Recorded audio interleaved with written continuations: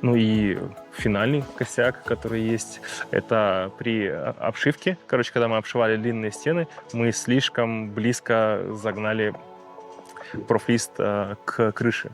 И вот сейчас продемонстрирую вам, как это проявляется. Вот. Если мы, например,